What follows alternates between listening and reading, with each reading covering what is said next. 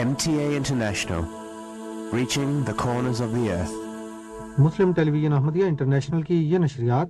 ہم آپ کی خدمت میں لندن سے پیش کر رہے ہیں۔ اس وقت آپ کی خدمت میں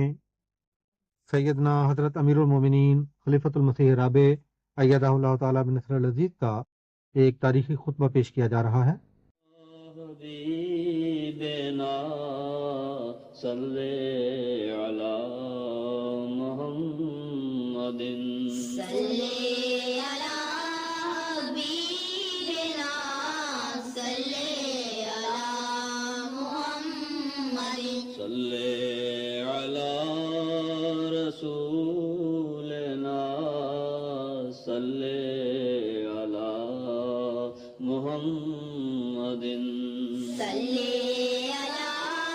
رسولنا صلی علی محمد صلی علی محمد صلی علی محمد صلی علی محمد صلی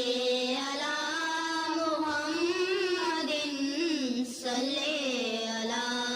محمد صلی علی محمد صلی۔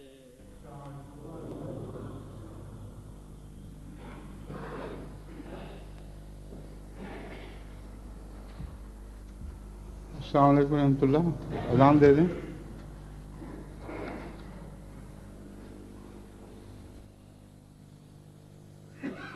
اللہ اکبر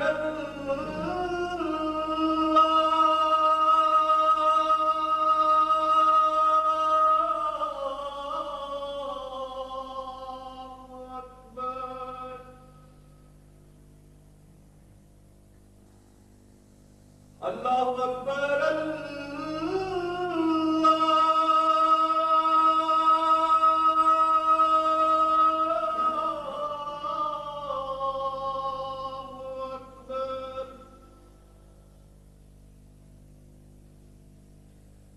اشہد ان لا الہ الا اللہ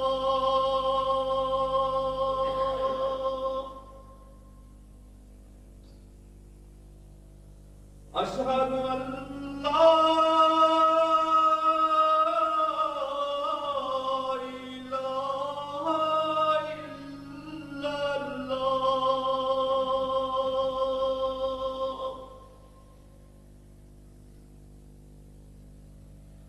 أشهد أن محمدًا رسول الله أشهد أن محمدًا رسول الله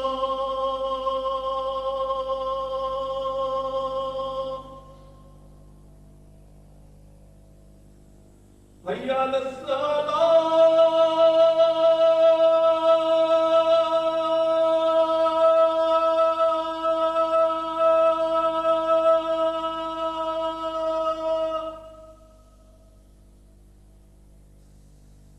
حي على الصلاة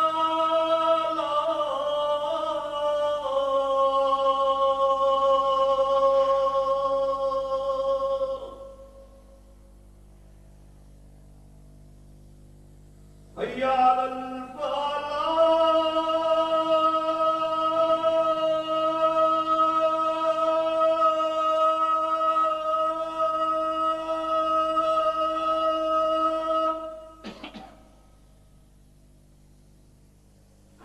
حي على الفلاح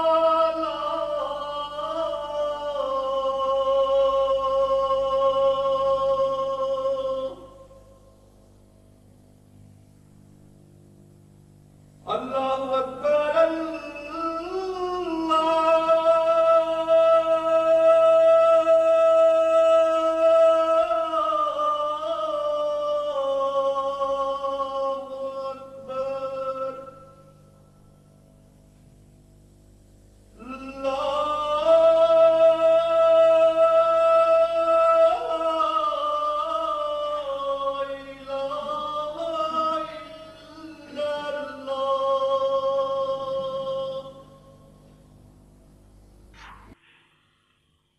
أشهد أن لا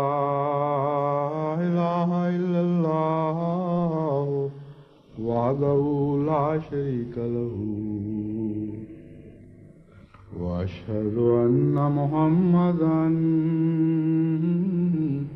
عبده ورسوله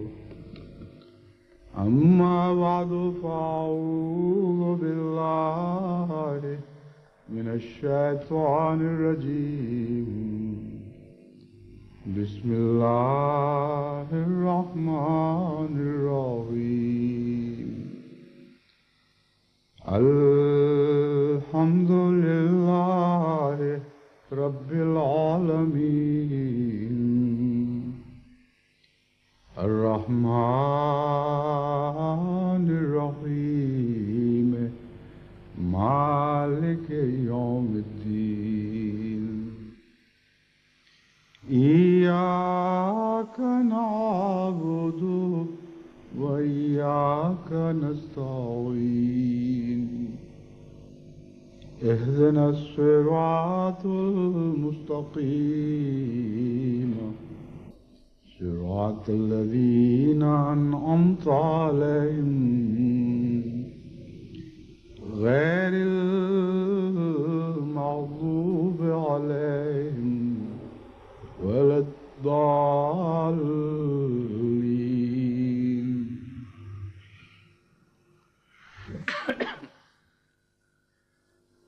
جب خیبر کا قلعہ فتح ہوا تو اس کے بعد حضرت اقدس محمد رسول اللہ صلی اللہ علیہ وآلہ وسلم کا نکاح حضرت صفیہ رضی اللہ تعالیٰ عنہ سے ہوا. چنانچہ اس نکاح کے بعد اس سفر سے واپسی پر حضرت اقدس محمد رسول اللہ صلی اللہ علیہ وآلہ وسلم جس اونٹنی پہ سوار تھے اسی سواری کے پیچھے حضرت صفیہ کو بھی ساتھ بٹھا لیا.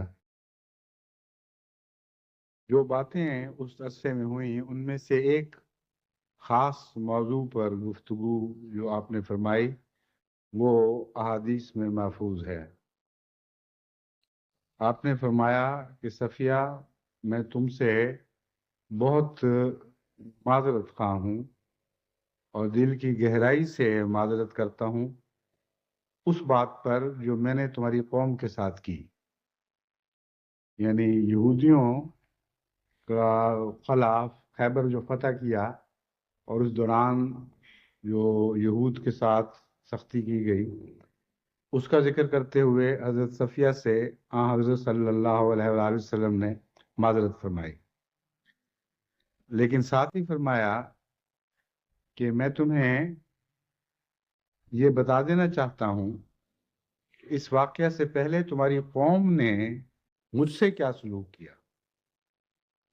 تاکہ تمہیں یہ غلط فہمی نہ رہے کہ گویا میں نے کسی تعصب کے نتیجے میں ناواجب ظلم کے طور پر قلعہ خیبر پہ حملہ کیا اور اس کو تاخت و تاراج کیا. چنانچہ حضور صلی اللہ علیہ وآلہ وسلم نے آغاز سے لے کر اس وقت تک کے یہود قبائل کے ان مظالم کا اور ظلم و ستم کا ذکر کرنا شروع فرمایا جو شروع سے ہی وہ کرتے چلے آئے تھے، اور پھر اپنی ذات سے متعلق خصوصیت سے حضرت صفیہ کو بتایا کس طرح میرے اوپر یہ لوگ ذاتی حملے کرتے رہے اور میری کردار کشی کرتے رہے اور گالیاں دیتے رہے. اور اس ساری گفتگو کا مقصد یہ تھا کہ نکاح کے بعد جو خاتون گھر میں تشریف لا رہی ہیں ان کے دل پر کسی قسم کی غلط فہمی کا داغ نہ رہے اور حضرت صلی اللہ علیہ وآلہ وسلم کے اس شخصیت سے متعلق کسی قسم کی کوئی بھی غلط فہمی باقی نہ رہے. ان دنوں جو کہ عراق کا معاملہ زیر بحث ہے، عراق اور کویت کا جو جھگڑا چلا ہے، اس ضمن میں نے کئی خطبات اس موضوع پہ دیے کہ مغربی قومیں ان مسلمان ممالک سے کیا کر رہی ہیں. اس دوران مجھے بھی بارہا یہ خیال آیا کہ وہ احمدی مسلمان جو مغربی قوموں سے تعلق رکھتے ہیں ان کے دل میں کہیں یہ وہم پیدا نہ ہو کہ ہم نسلی اختلافات کی وجہ سے اس طرح مغرب کو تنقید کا نشانہ بنا رہے ہیں، اور احمدیوں کے اندر بھی گویا دبا ہوا نسلی تعصب موجود ہے۔ تو سب سے پہلے تو میں اس بات کی وضاحت کرنا چاہتا ہوں کہ حضرت اقدس محمد رسول اللہ صلی اللہ علیہ وآلہ وسلم کے پیغامات میں سے ایک اہم پیغام یہ تھا، جسے آپ نے اپنی زبان سے بھی دیا اور اپنے فعل سے بھی اس کی سچائی ثابت فرمائی، کہ مذہب کا نسلی اختلافات سے کوئی تعلق نہیں، اور مذہب اس بات کو برداشت نہیں کر سکتا کہ تعصب کے نتیجے میں کسی سے اختلاف کیا جائے یا کسی سے کسی قسم کا جھگڑا کیا جائے۔ جماعت احمدیہ بھی حضرت اقدس محمد مصطفیٰ صلی اللہ علیہ وآلہ وسلم کی سنت کو پر چلنے والی، بلکہ سنت کے معدوم حصوں کو زندہ کرنے والی جماعت ہے۔ ایسی سنت کو اثر نو اپنے کردار میں زندہ کرنے کا عزم لے کر اٹھی ہے، جس سنت کے حسین پہلوؤں کو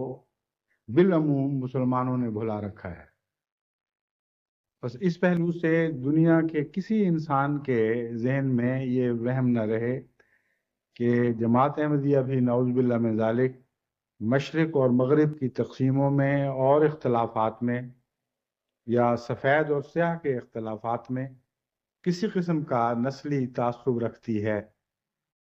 کیونکہ نسلی تعصب اور اسلام بیک وقت ساتھ نہیں رہ سکتے۔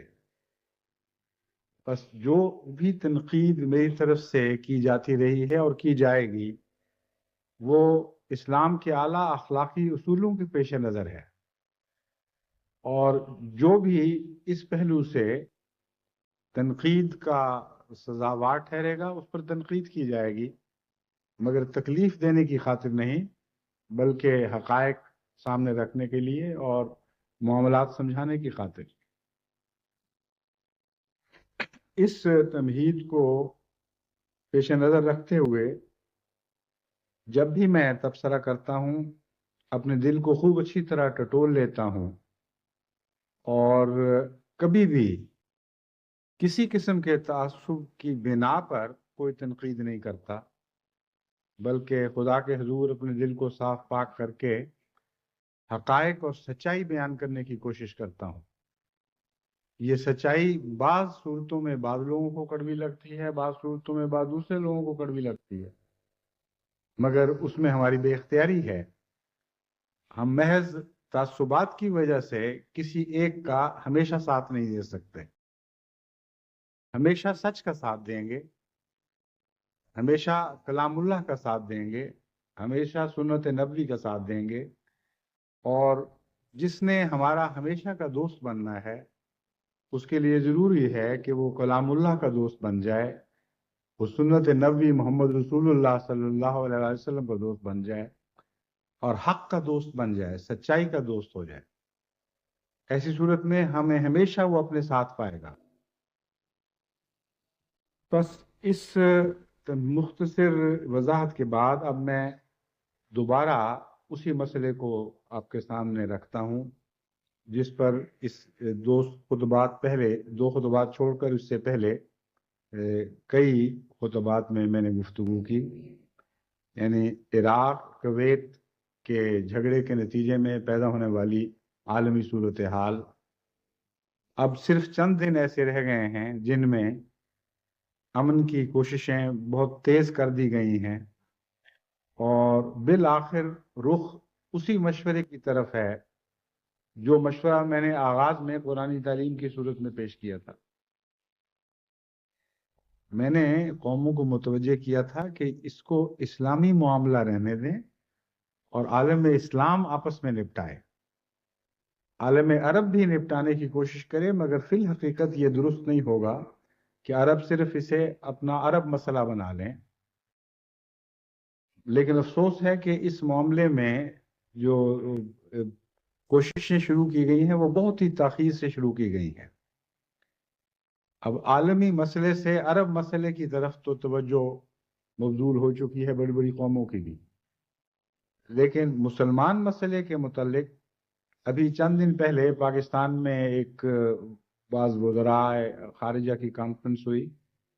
اس میں اس مسئلے کو چھیڑا گیا اور پاکستان کی طرف سے ایک کوشش کی گئی کہ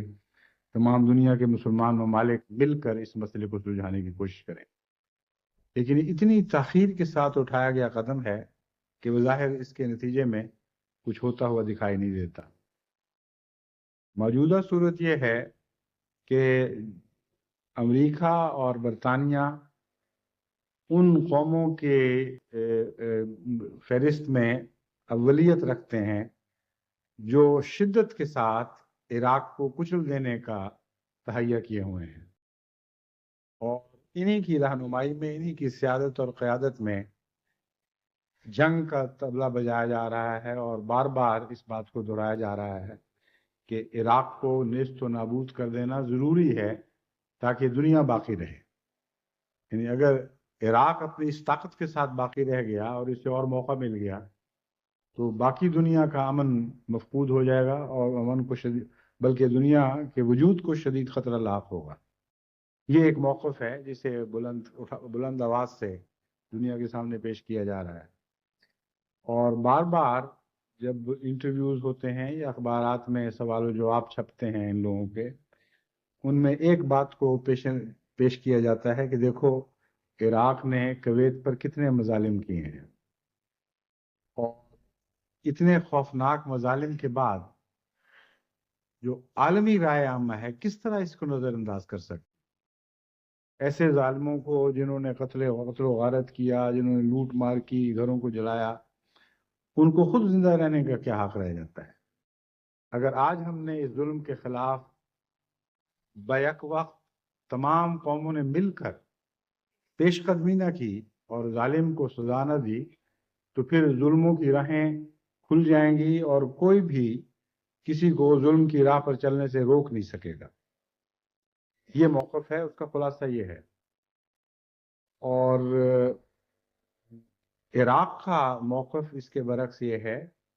کہ تم بڑے بڑے اصولوں کی اور اعلیٰ اخلاق کی باتیں کر رہے ہو، لیکن بھول جاتے ہو کہ مشرق وسطی میں، عرب علاقوں میں جو کچھ بھی بے اطمینانی ہے اور بے چینی ہے، جس کے نتیجے میں بار بار امن کو خطرہ لاحق ہوتا ہے، اس کے اصل ذمہ دار تم ہو۔ اور جب بھی ایسے مواقع آئے جب ان مسائل کو جو مشرق وسطی سے تعلق رکھتے ہیں حل کیا جا سکتا تھا، تو تم ہی وہ لوگ ہو جنہوں نے روکیں پیدا کی، اور ایسی ہی بات جو ہم نے کی ہے، یعنی ایسا ہی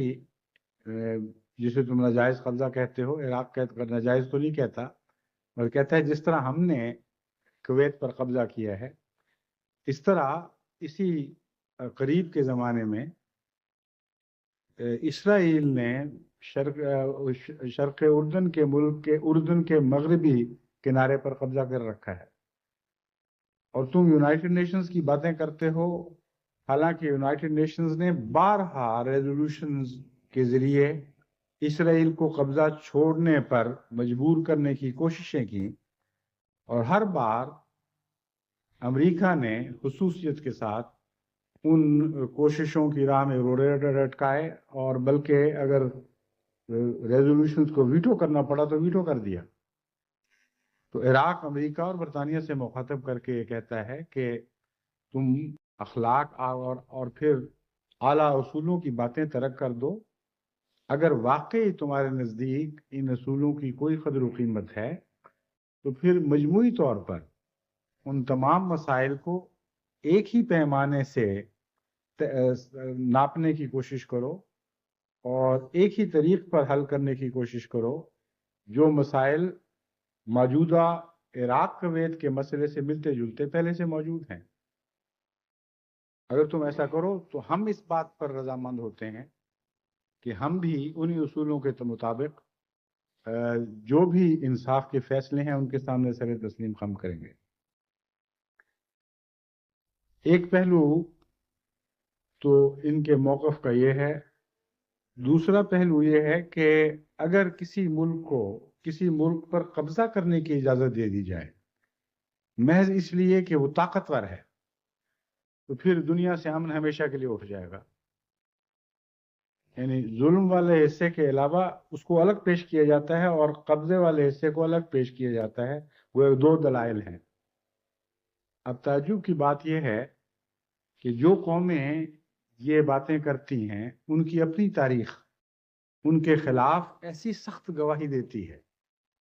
کہ کبھی دنیا کی کسی قوم کے خلاف اس قوم کی تاریخ نے ایسی گواہی نہیں دی. امریکہ کی جو موجودہ حکومت ہے اس کا یورپ سے تعلق ہے اور اسی زمانے میں جو نیا دور زمانے کا شروع ہو چکا ہے اسی زمانے میں یہ لوگ یورپ سے امریکہ گئے. 17ویں صدی کے آغاز کی بات ہے کہ پہلی دفعہ امریکہ دریافت ہوا اور اس کے بعد انہوں نے سارے امریکہ پر شمالی امریکہ پر بھی اور جنوبی امریکہ پر بھی قبضہ کر لیا. اور جو مظالم انہوں نے وہاں توڑے ہیں اور جس طرح نسل کشی کی ہے اس کی شاذ ہی تاریخ انسانی میں کوئی مثال ملتی. پوری کی پوری ان قوموں کو جو اس ملک کی باشندہ تھیں اس وسیع بر اعظم کی باشندہ تھیں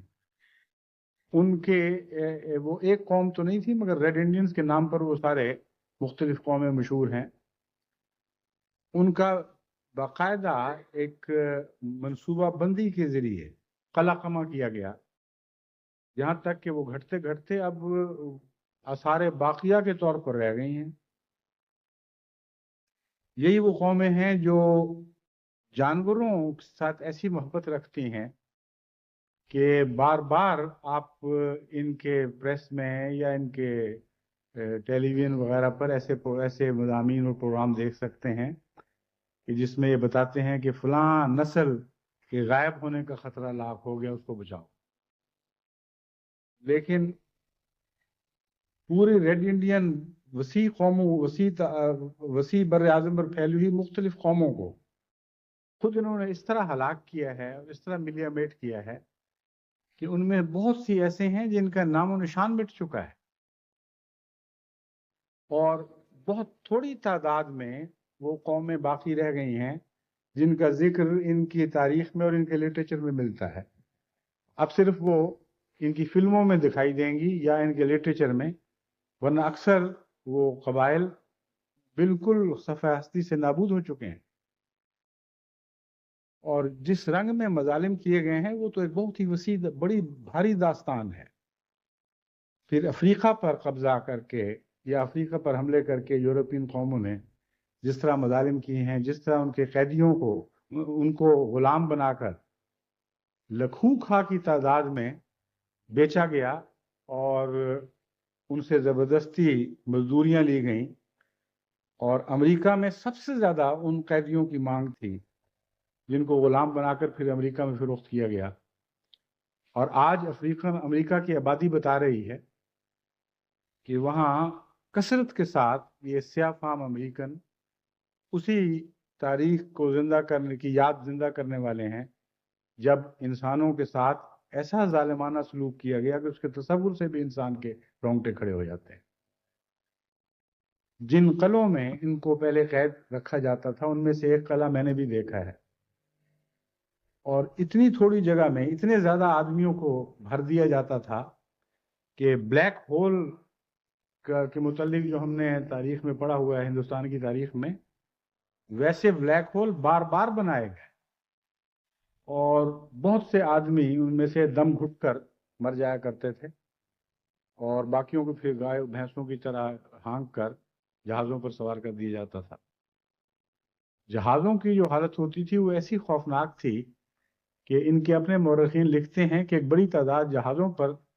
وہ سفر کی صعوبتیں برداشت نہ کر سکنے کے نتیجے میں مر جایا کرتے تھے اور بہت ہی برے حال میں وہاں پہنچا کرتے تھے. پھر وہاں ان کو اس طرح ہانکا جاتا تھا جس طرح گائے بیل کو ہانکا جاتا ہے. سانٹے مار کے باقاعدہ ان سے مزدوریاں لی جاتی تھیں یہ ان کی سواریاں چلاتے تھے، ان کے حل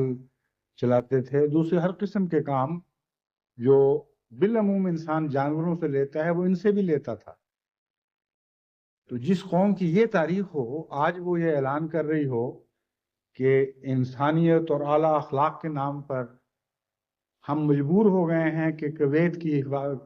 کی سرزمین کو بحال کرنے کے لیے ان کمزوروں کی مدد کریں، ظلم و ستم ہو رہا ہے، اس کے خلاف ہم علم بلند کرنے پر مجبور ہو گئے ہیں کیونکہ ہماری اعلیٰ اخلاقی قدریں ہم سے یہ تقاضا کر رہی ہیں۔ اگر ہم نے یہ نہ کیا تو دنیا سے انسانیت مٹ جائے گی۔ اگر ہم نے ایسا نہ کیا تو دنیا سے ہر ملک، ہر غریب اور کمزور ملک کا امن و امان اٹھ جائے گا، اس کی حفاظت کی کوئی ضمانت نہیں رہے گی۔ اگر یہ واقعتاً درست ہے اور اگرچہ بہت دیر میں خیال آیا ہے، تو یہ بھی کہا جا سکتا ہے کہ بہت اچھا، اب اس نیک خیال کے نتیجے میں امریکہ خالی کر دو اور جو بیچارے بچے کچے چند ریڈ انڈینز رہ گئے ہیں ان کے سپورٹ، ان کی دولت کر کے واپس اپنے اپنے پرانے آبائی ملک کی طرف لوٹ جاؤ۔ لیکن جب آپ یہ کہیں گے تو کہیں گے تم پاگل ہو گئے، کیسی باتیں کرتے ہو؟ ان دونوں کے درمیان کوئی لنک نہیں ہے، وہ اور بات تھی، یہ اور بات ہے۔ اب اگر دو ایک جیسی باتوں کو اور بات کہہ کر رد کر دیا جائے تو اس کا کیا جواب ہے؟ برطانیہ جو امریکہ کے ساتھ سب سے زیادہ جوش دکھا رہا ہے عراق کی مخالفت میں، اور وہی دلائل دے رہا ہے بار بار، ان کا اپنا حال یہ ہے کہ آسٹریلیا پر جب انہوں نے قبضہ کیا تو وہ بھی ایک بر اعظم تھا، اور اس معاملے میں امریکہ کے ساتھ بہت گہری مشابہت ہے۔ آسٹریلیا میں جو مظالم توڑے ہیں انگریز قابضوں نے، وہ اتنے زیادہ خوفناک ہیں کہ امریکہ کے مظالم بھی اس کے سامنے کوئی حیثیت نہیں رکھتے۔ ایک نمایاں فرق آسٹریلین ایبوریجنیز یعنی پرانے باشندوں اور امریکن باشندوں میں یہ تھا کہ امریکن باشندے لڑاکا قومیں تھیں، جنگجو قومیں تھیں، اور بڑی بہادری کے ساتھ لڑ کر اپنے اپنے علاقوں کا دفاع کرنا جانتی تھیں اور بڑی عظیم الشان قربانیاں اسلام میں دیتی تھیں۔ لیکن آسٹریلیا کے ایبوریجنیز بالکل امن پسند لوگ تھے اور ان کو لڑنا آتا ہی نہیں تھا بیچاروں کو۔ ان کو جنگلوں میں اس طرح شکار کیا ہے انہوں نے جس طرح ہرن کا شکار کیا جاتا ہے، اور جب شکار کرنے کے بعد جو بچ جاتے تھے ان کو پکڑ کر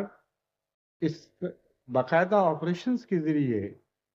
اس حال تک پہنچا دیتے تھے کہ آئندہ ان سے نسل پیدا ہی نہ ہو سکتی،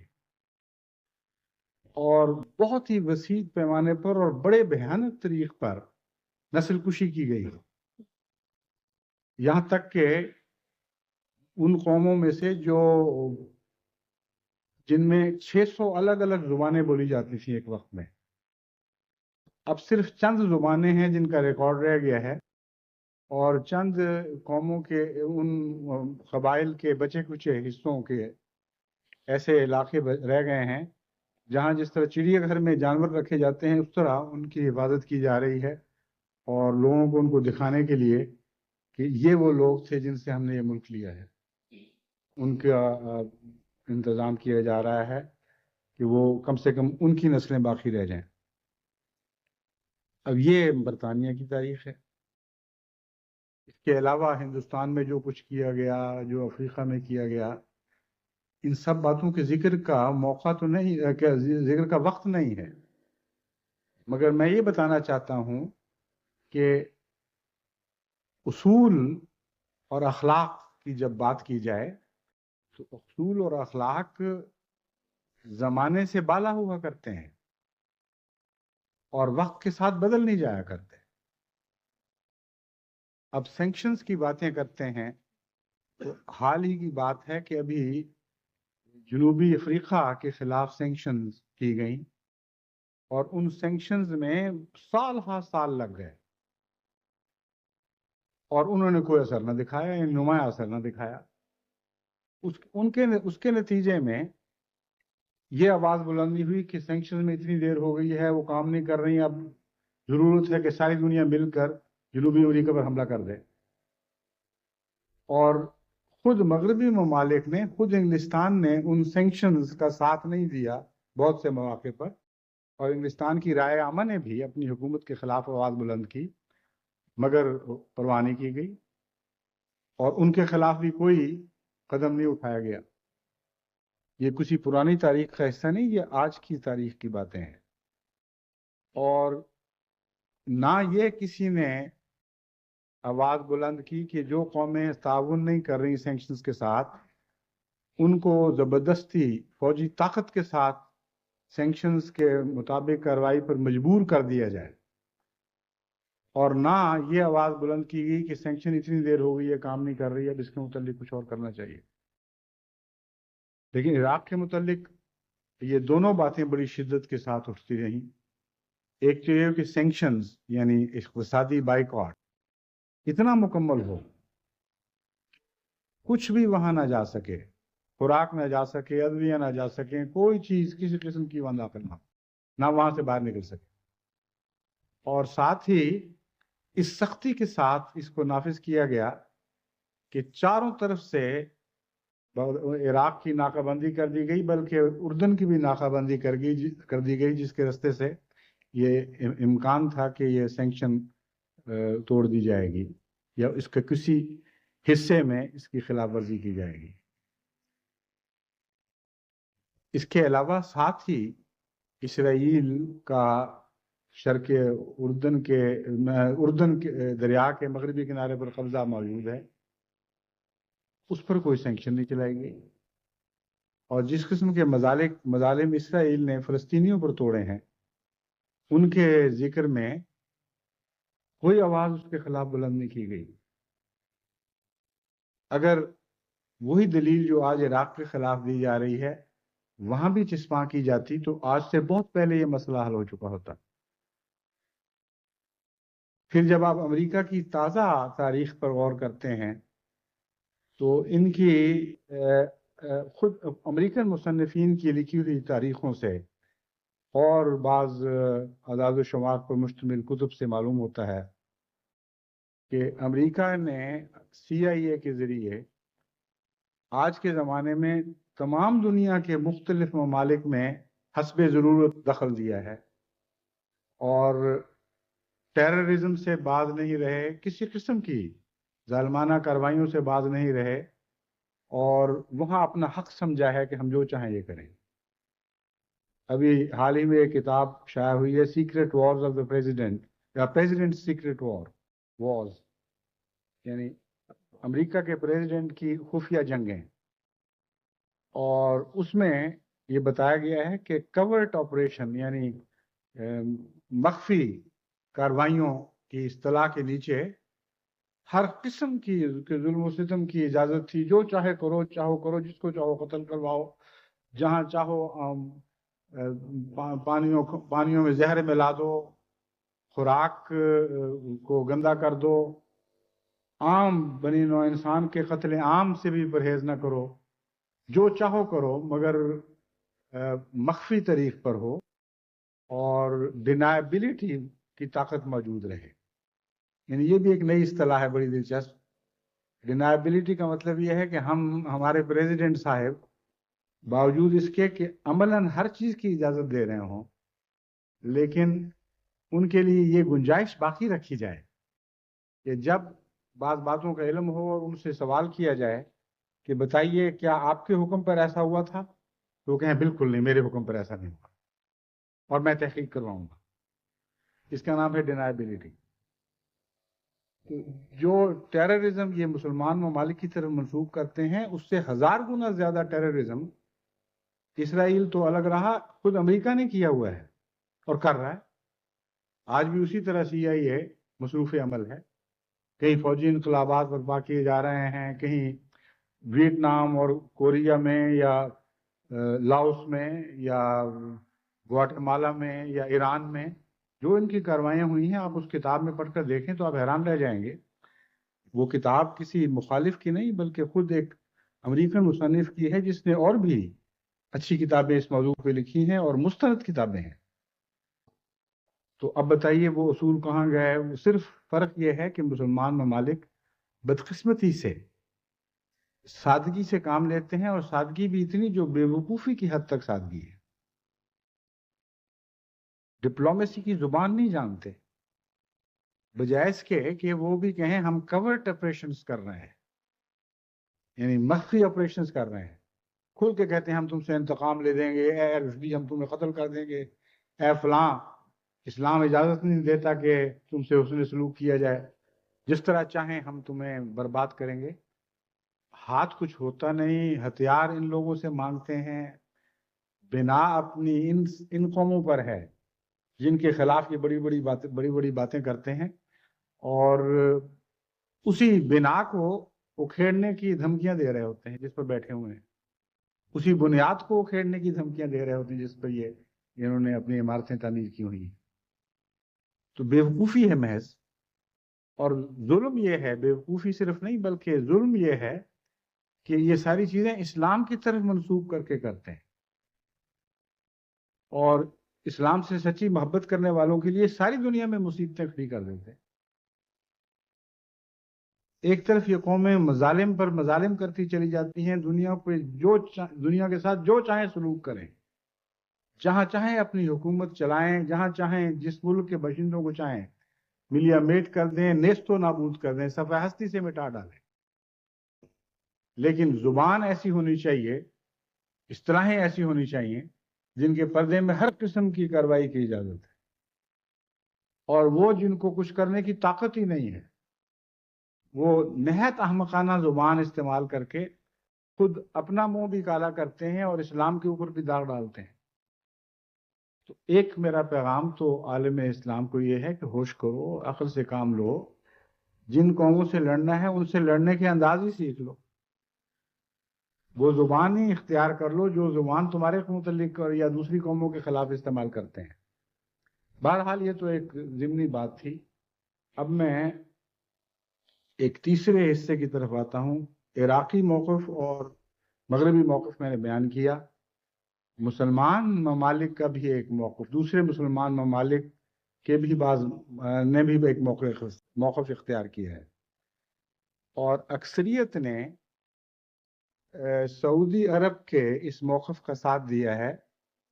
کہ اس موقع پر ضروری ہے کہ سب مسلمان ممالک مل کر یا زیادہ سے زیادہ تعداد میں مسلمان ممالک مل کر عراق کو مٹانے کا تہیہ کریں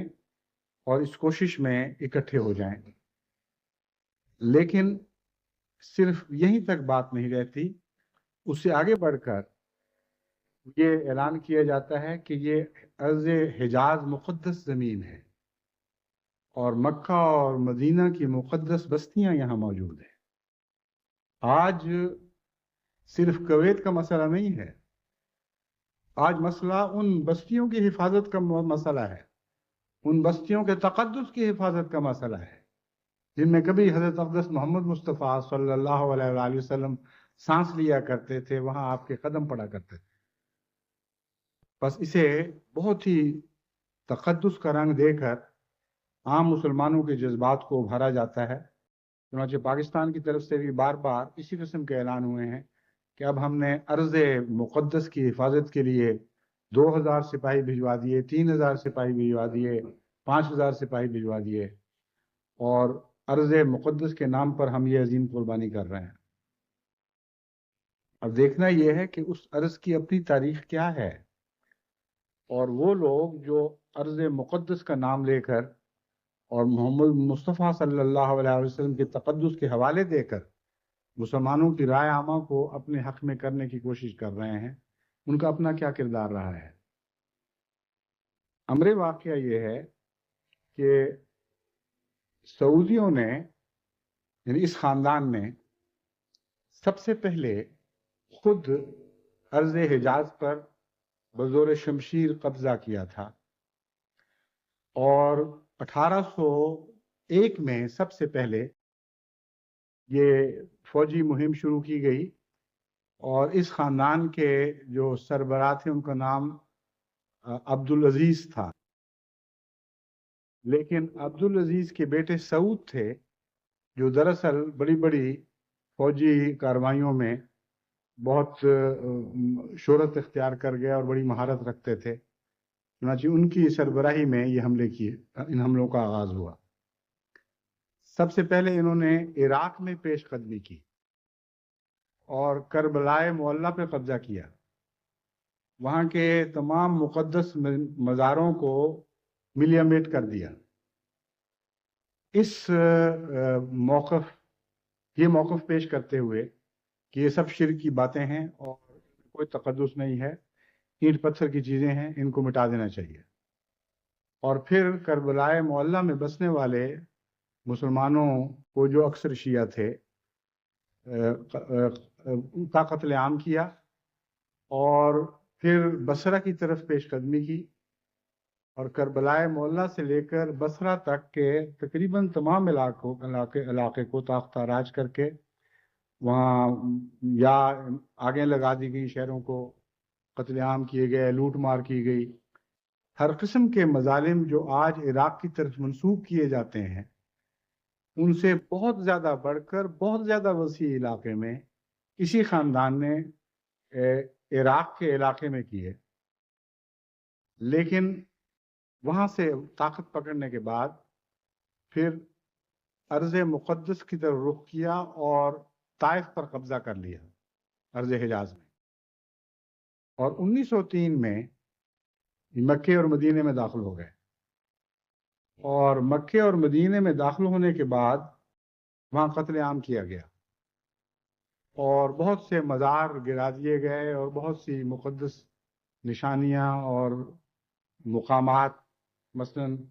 حضرت محمد مصطفیٰ صلی اللہ علیہ وسلم کا مولد، حضرت ابو بکر رضی اللہ تعالیٰ عنہ کا مولد وغیرہ، اس قسم کے بہت سے مقدس حجرے اور مقامات تھے جن کو یا منہدم کر دیا گیا یا ان کی شدید گستاخی کی گئی، اور یہ ظاہر کیا گیا کہ اسلام میں ان ظاہری چیزوں کی کوئی قدر و قیمت نہیں ہے، یہ سب شرک ہے۔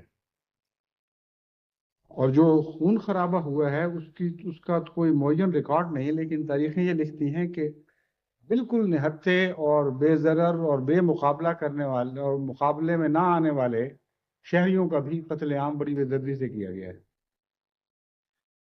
1813 میں شریفان مکہ نے پھر اس علاقے کو سعودیوں سے خالی کروا لیا، اور پھر 20ویں صدی کے آغاز میں دوبارہ سعودیوں نے ارض حجاز پر یلغار کی، اور اس دفعہ انگریزوں کی پوری طاقت ان کے ساتھ تھی۔ انگریزی جرنیل ان کی باقاعدہ پیش قدمی کی وہ اسکیمیں بناتے تھے، اور انگریز ہی ان کو اسلحہ اور بندوقیں مہیا کرتے تھے، اور انگریز ہی روپیہ پیسہ مہیا کرتے تھے، اور باقاعدہ ان کے ساتھ معاہدے ہو چکے تھے۔ چنانچہ 1924 میں دوبارہ سعودی خاندان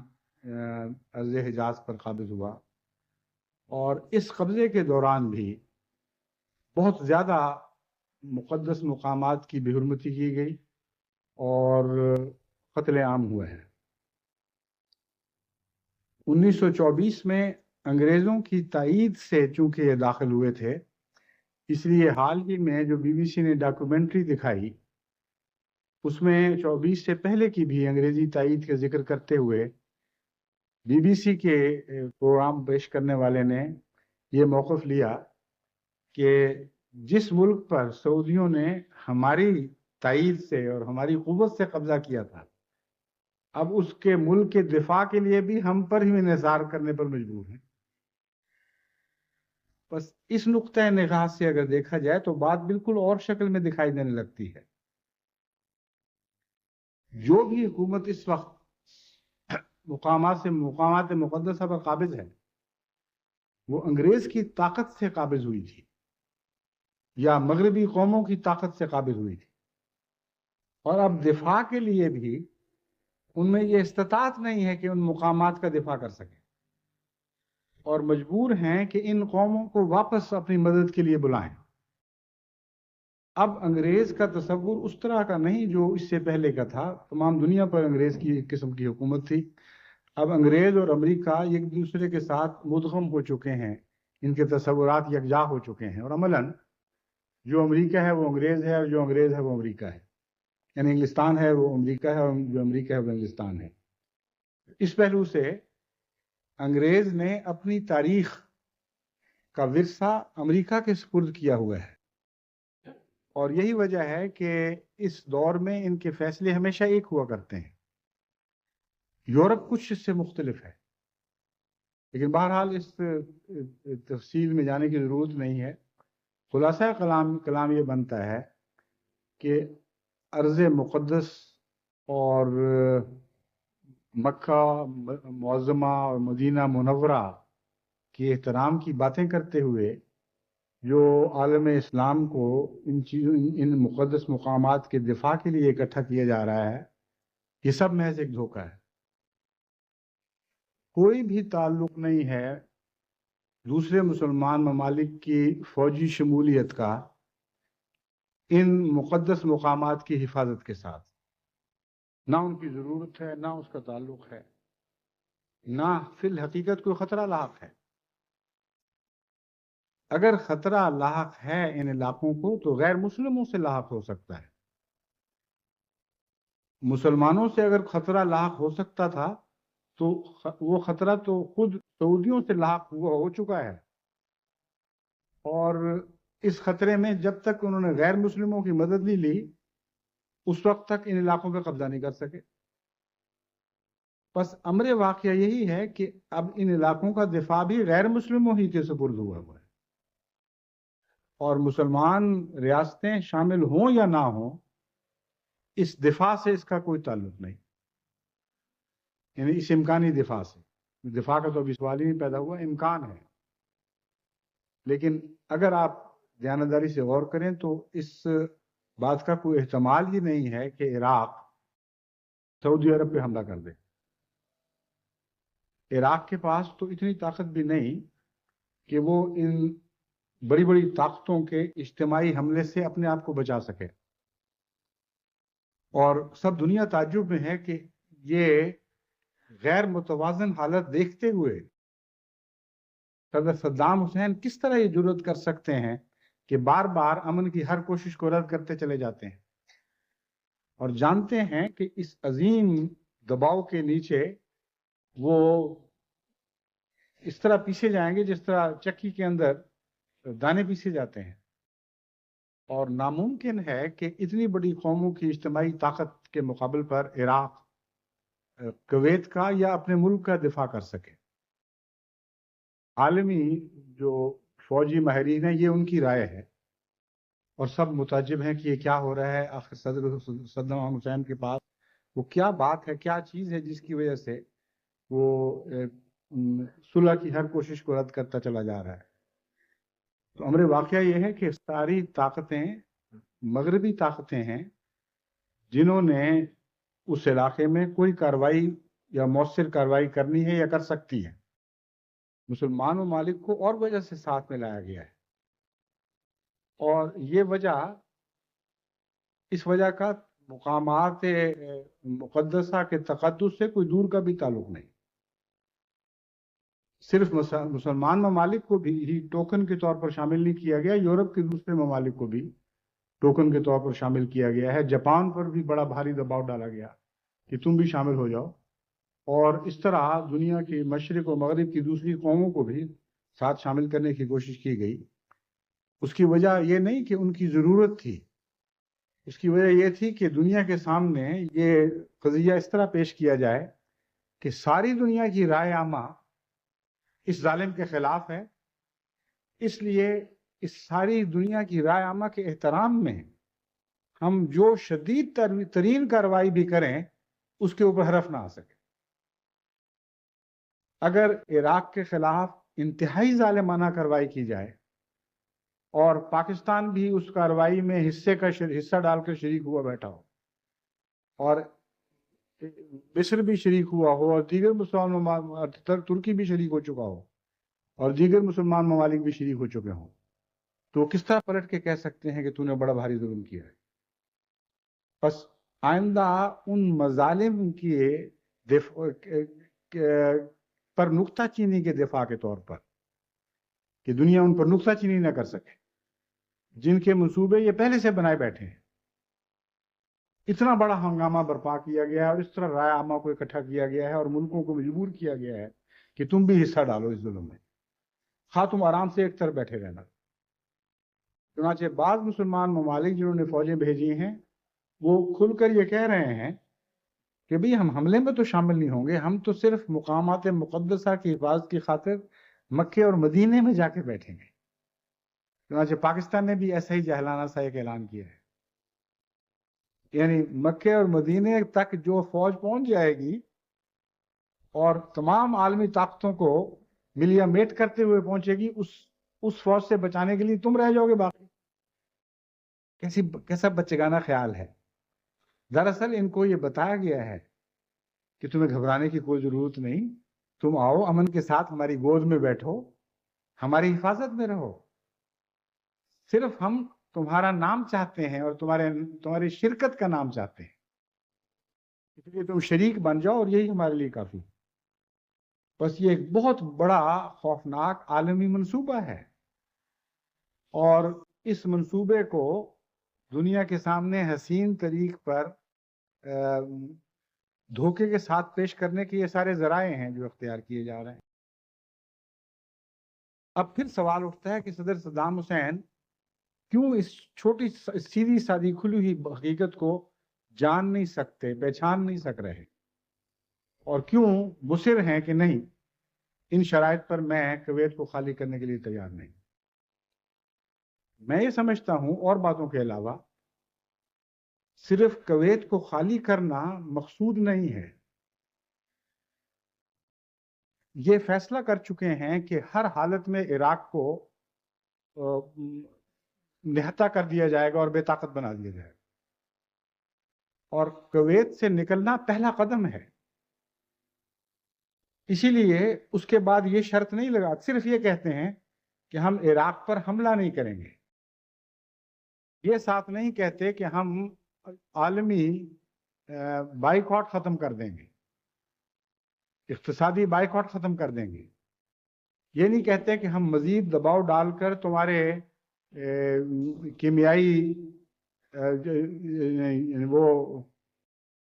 کیمیائی کارخانے جو جنگوں میں ہلاکت خیز کیمیاوی مادے بنانے کے لیے استعمال ہوتے ہیں، ان کو برباد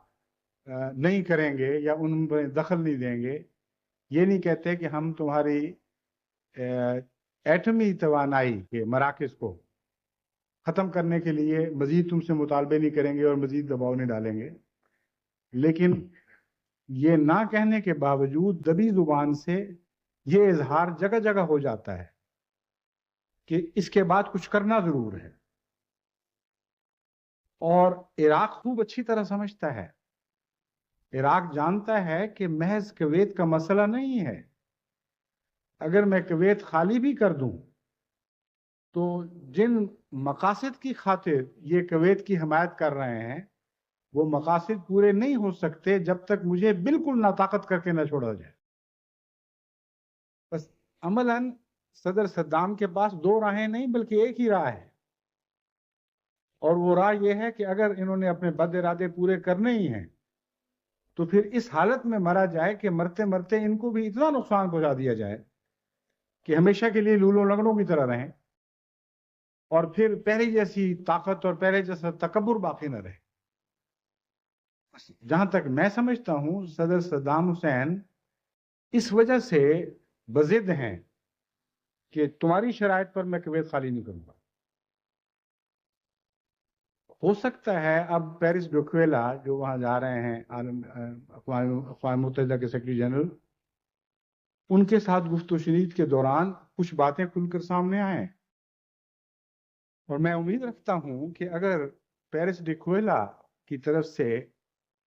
ایسی گفت و شنید کا آغاز ہو جائے جس کے نتیجے میں بالآخر عراق کو یہ تحفظ دیا جائے اور اس بات کی یونائٹڈ نیشنز کی طرف سے ضمانت دی جائے کہ اگر تم کویت کو خالی کر دو تو اول تمام عرب مسئلے کو یکجائی صورت میں دیکھا جائے گا اور یونائٹڈ نیشنز اس کی طرف متوجہ ہوگی، اور دوسرے یہ کہ تمہارے ساتھ اس کے بعد کسی قسم کی کوئی زیادتی نہیں ہوگی اور عالمی بائیکاٹ کو اٹھا دیا جائے گا اور تمہیں اپنے حال پر چھوڑ دیا جائے گا۔ اگر یہ دو شرطیں ان کھلے الفاظ میں عراق کے سامنے رکھی جائیں تو میں یہ یقین رکھتا ہوں کہ ان شرطوں پر عراق صلح کرنے پر آمادہ ہوگا۔ لیکن خطرہ مجھے یہ ہے کہ یہی دو شرطیں ہیں جو سب سے زیادہ ان ممالک کے مزاج کے خلاف ہیں جن مظالم نے ساری دنیا میں ایک طوفان اٹھا رکھا ہے اس قصے پر۔ یہی وہ دو باتیں ہیں جو کسی قیمت پر ان کو قبول نہیں ہیں۔ اگر ایران کی فوجی طاقت کو مٹا دینا ان کے مقصود ان کے پیش نظر نہ ہوتا، اگر اسرائیل کا تحفظ ان کے پیش نظر نہ ہوتا تو کویت پر قبضے کے نتیجے میں انہوں نے کبھی بھی شور نہیں ڈالنا تھا۔ کویت کی کوئی بھی حیثیت نہیں ہے۔ یہ دو بڑے مقاصد ہیں جن کی خاطر یہ سارا ہنگامہ کھڑا کیا گیا، اور کیسے یہ شرطیں مان جائیں گے جن سے خود اپنے دو مقاصد کو کے اوپر یہ تبر رکھ دیں اور ان مقاصد کو خائب و خاسر کر دیں اور نامراد کر دیں۔ بس یہ ہے آخری خلاصہ صورتحال کا۔ جماعت احمدیہ کو میں متوجہ کرنا چاہتا ہوں کہ جیسا کہ میں نے بات کھول کر شروع میں بیان کی ہے، ہم قومی اختلافات یا مذہبی اختلافات کے نتیجے میں بھی کسی تعصب کو اپنے دل میں جگہ نہیں دے سکتے، اور کسی تعصب کی بنا پر ہم فیصلے نہیں کر سکتے، کیونکہ ہم اس بات کے دل و جان سے قائل ہیں کہ ہر وہ شخص جو تعصب کو اپنے دل میں جگہ دے یا تعصبات کے نتیجے میں فیصلے کرے، وہ صحیح معنوں میں مومن اور مسلم کہلانے کا مستحق نہیں رہتا۔ تعصبات اور اسلام کو ایسا ہی بوجھ ہے جیسے شرق و غرب کو آپس میں بوجھ ہے، اور حقیقی اسلام کا تقاضا یہی ہے کہ ہر فیصلہ خدا کی ذات کو پیش نظر رکھ کر کیا جائے، اور اسی کا نام تقویٰ ہے۔ تقویٰ ہر چیز کی بنیاد ہے، ہر اسلامی قدر تقویٰ پر مبنی ہے، اور تقویٰ کا حسن یہ ہے کہ تقویٰ خود اپنی ذات میں کسی مذہب کی اجارہ داری نہیں، بلکہ تقویٰ ایک ایسی چیز ہے جو ہر مذہب کا مرکزی نقطہ ہونا چاہیے، اور ہر مذہب کی تعلیم کو اس مرکزی نقطے کے گرد گھومنا چاہیے۔ تقویٰ کا مطلب ہے ہر سوچ خدا کی مرضی کے تابع کر دو، اور ہر فیصلہ کرنے سے پہلے یہ دیکھو کہ خدا تم سے کیا چاہتا ہے۔ اس جماعت احمدیہ سے میں توقع رکھتا ہوں کہ تقویٰ کو پیش نظر رکھتے ہوئے اول تو تمام بنی نوع انسان کے لیے دعائیں کریں کہ اللہ تعالیٰ انسانوں کو تقویٰ سے آئی فیصلوں کے نتیجے میں ان عذابوں میں مبتلا نہ فرمائے جو عام طور پر ایسے حالات میں مقدر ہو جایا کرتے ہیں، بلکہ غیر معمولی طور پر ان کے دلوں پر تسلط فرمائے اور ان کو توبہ کرنے کی توفیق بخشے اور اصلاح احوال کی توفیق بخشے اور سچائی کی طرف لوٹ آنے کی توفیق بخشے۔ کل عالم کے لیے یہ دعا کرنی چاہیے کہ اللہ تعالیٰ دنیا کو امن عطا کرے، اور امن سے مراد صرف ظاہری امن نہیں بلکہ امن سے مراد دل اور دماغ کا امن ہے، کیونکہ میں قطعی طور پر اس بات کو ایک ٹھوس حقیقت کی طرح دیکھ رہا ہوں کہ دنیا کا امن دل اور دماغ کے امن پر منحصر ہے۔ وہ بنی نوع انسان جن کے دل امن میں نہ ہوں، جن کے دماغ امن میں نہ ہوں، ان کا عالمی ماحول امن میں نہیں رہ سکتا۔ یا ان سے دنیا کو خطرہ ہوگا یا دنیا سے ان کو خطرہ ہوگا۔ پس دماغ کے خلل اور دل کے خلل کے نتیجے میں بیرونی خلل واقع ہوا کرتے ہیں۔ بس یہ دعا کریں کہ اللہ تعالیٰ ان کی سوچوں کی اصلاح فرما دے، ان کے دلوں کی اصلاح فرما دے، ان کے معاشرے کی اصلاح فرما دے، اور ان کے دل اور دماغ کو امن عطا کرے تاکہ بنی نوع انسان کو بحیثیت مجموعی امن نصیب ہو۔ اس موجودہ تعلق میں خصوصیت کے ساتھ یہ دعا کریں کہ اللہ تعالیٰ مسلمان ممالک کو اب بھی عقل دے اور وہ اس ظلم میں غیر مسلم قوموں کا شریک نہ بنے، کہ ان کے اعلیٰ مقاصد کی خاطر جو ان کے مفادات سے تعلق رکھتے ہیں ایک عظیم مسلمان طاقت کو ملیا میٹ کر دیں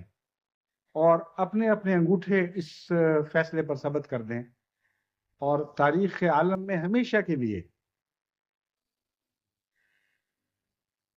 ایک ایسی قوم کے طور پر لکھے جائیں جنہوں نے اپنی زندگی کے نہایت منحوس فیصلے کیے تھے، ایسے فیصلے کیے تھے جو بدترین سیاہی سے لکھے جانے کے لائق بنتے ہیں، جس کے نتیجے میں دنیا کے اندر ایسے تغیرات برپا ہونے ہیں اور آئندہ لکھنے والا لکھے گا کہ ہو چکے، کہ ان فیصلوں کے بعد پھر دنیا کا امن ہمیشہ کے لیے اٹھ گیا اور امن کے نام پر جو جنگ لڑی گئی تھی اس نے اور جنگوں کو جنم دیا اور ساری دنیا میں بدامنی پھیلتی چلی گئی۔ یہ مورخ نے جو باتیں بعد میں لکھنی ہیں یہ آج ہمیں دکھائی دے رہی ہیں کہ کل ہونے والی ہیں، اگر مسلمان ممالک نے ہوش نہ کی اور بروقت اپنے غلط اقدامات کو واپس نہ لیا اور اپنی سوچوں کی اصلاح نہ کی۔ بہرحال اگر یہ اس طرح انہی باتوں پر قائم رہے تو عراق مٹتا ہے یا نہیں مٹتا یہ تو کل دیکھنے کی بات ہے، مگر اس سارے علاقے کا امن ہمیشہ کے لیے مٹ جائے۔ کبھی دوبارہ عرب اس حال کو واپس نہیں لوٹ سکیں گے، اسرائیل پہلے سے بڑھ کر طاقت بن کر ابھرے گا اور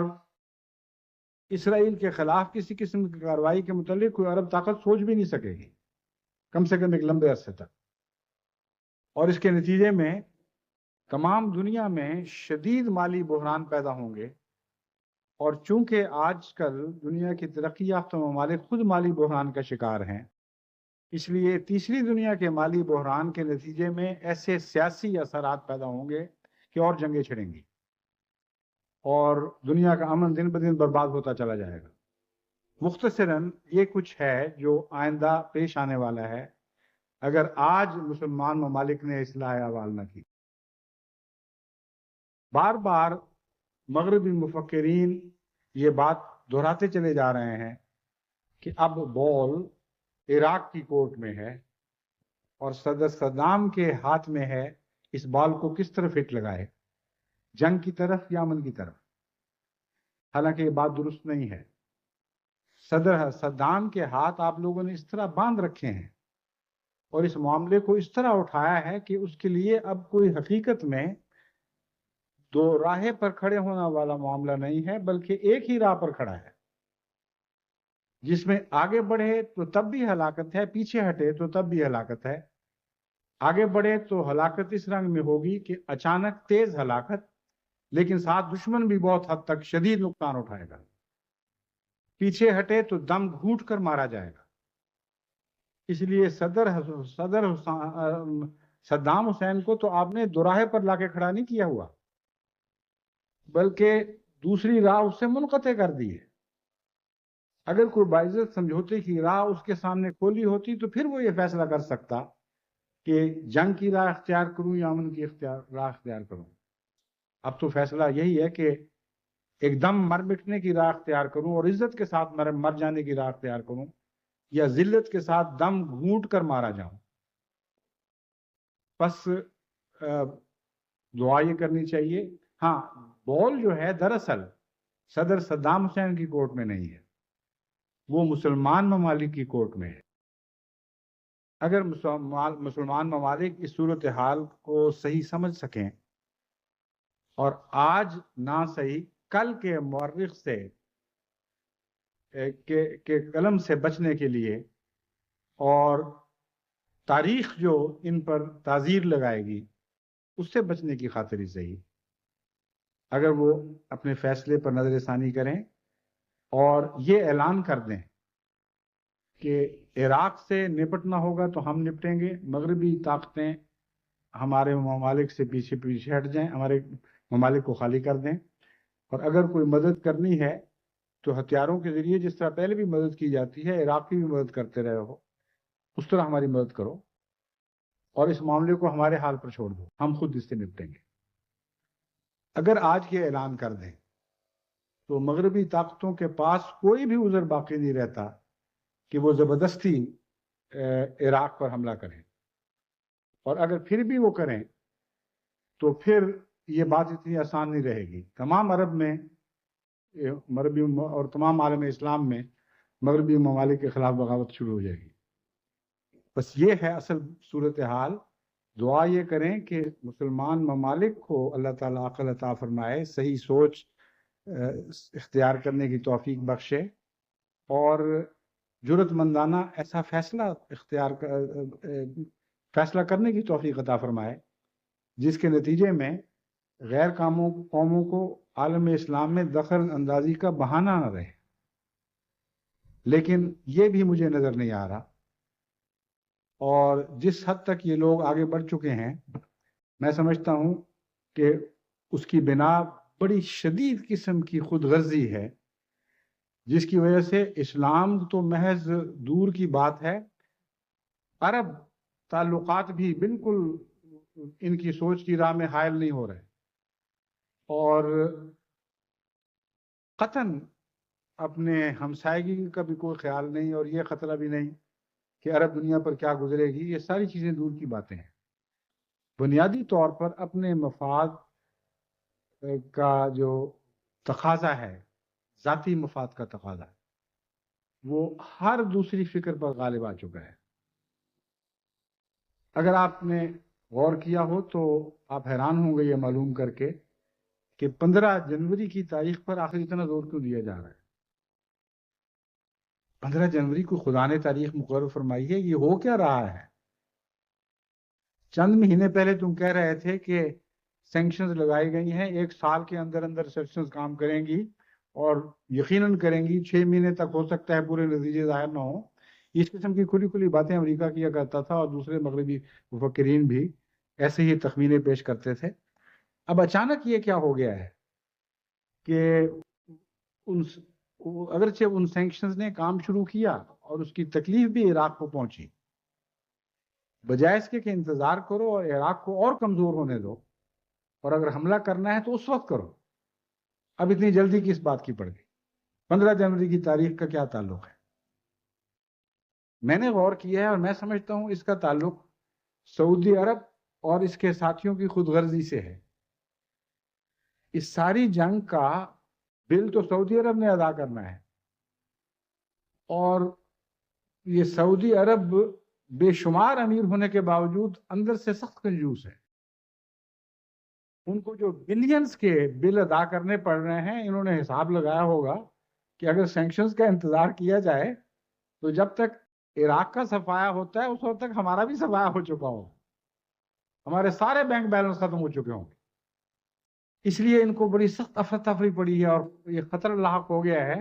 کہ ہم تو کنگال ہو جائیں گے اس عرصے میں۔ تو انہوں نے دباؤ ڈالا ہے، اور امریکہ یہ بات کھل کر لوگوں کے سامنے پیش نہیں کر سکتا کہ کون ہم پر دباؤ ڈال رہا ہے۔ صدر بش خود اپنے ملک میں ذلیل ہو رہا ہے، کانگریس بار بار اس سے سوال کر رہی ہے کہ تم کل یہ باتیں کر رہے تھے، سینکشن یوں چلے گی اور یوں چلے گی، اور 1 سال کا عرصہ گزرے گا اور عراق مجبور ہو جائے گا کہ وہ گھٹنے ٹیکنے پر مجبور ہو جائے گا۔ اب اچانک تم نے سارے فیصلے بدل دیے اور لڑائی کے سوا بات ہی کوئی نہیں کرتے۔ اب صدر بش کس طرح کہے کہ بھئی ہم تو مرسنریز بنے ہوئے ہیں، ہم تو کرائے کے فوجی ہیں، اور ہمارا مالک ہمیں حکم دے رہا ہے، جس نے ہمیں کرائے پر رکھا ہوا ہے وہ کہتا ہے کہ بھئی جلدی کرو، میں اس سے زیادہ بل برداشت نہیں کر سکتا۔ اصل صورتحال یہ ہے۔ بس جب میں نے کہا کہ بال اب مسلمان ممالک کی کورٹ میں ہے، تو ایک تو عمومی نظریے کے طور پر کہا، وہ میں نے آپ کے سامنے بیان کیا ہے۔ دراصل بنیادی بات یہ ہے کہ سعودی عرب کے ہاتھ میں فیصلہ ہے، اور اس کے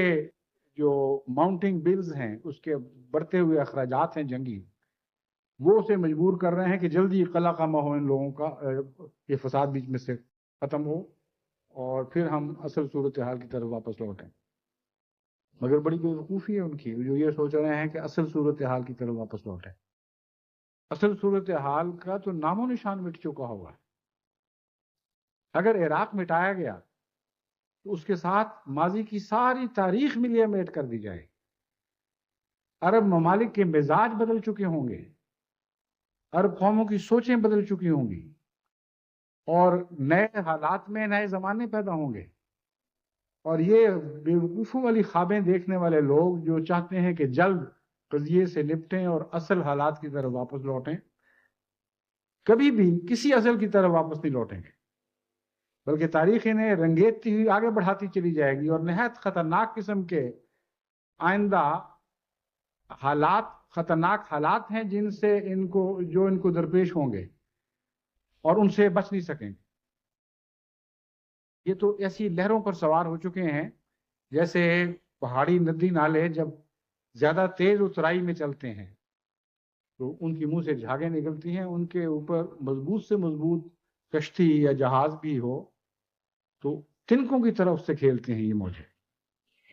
اور خاص طور پر جب وہ چٹانوں سے نیچے اترتی ہیں آبشاروں کی صورت میں یہ ندیاں، تو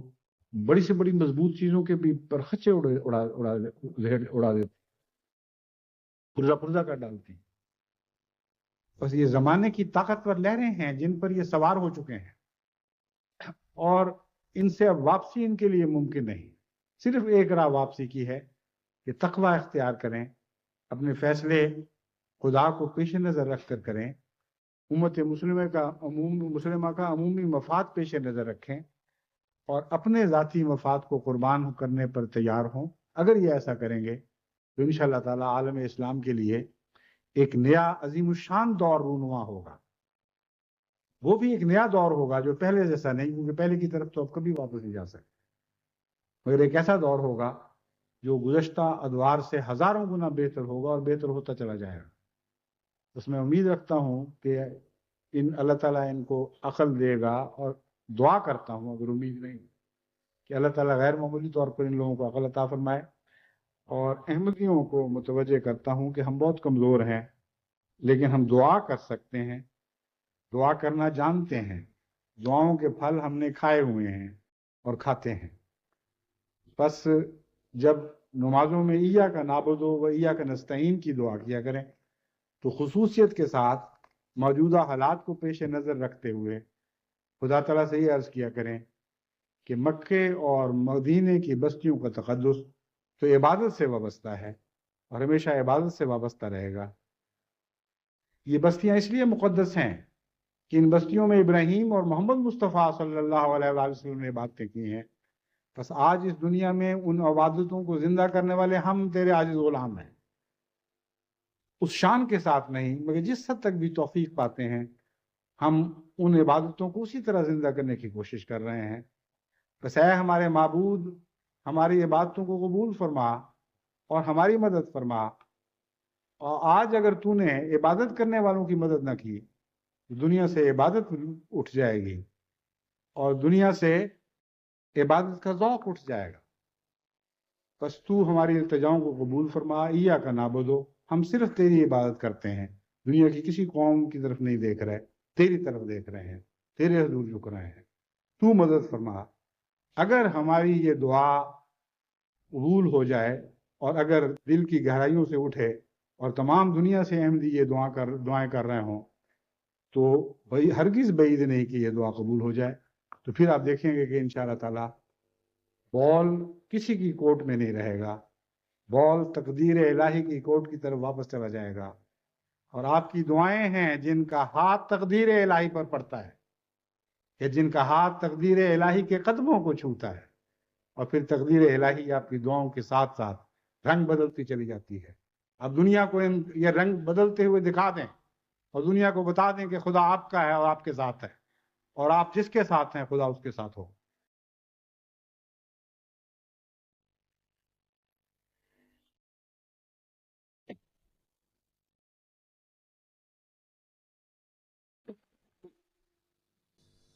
الحمد للہ نحمده ونستعینه ونستغفره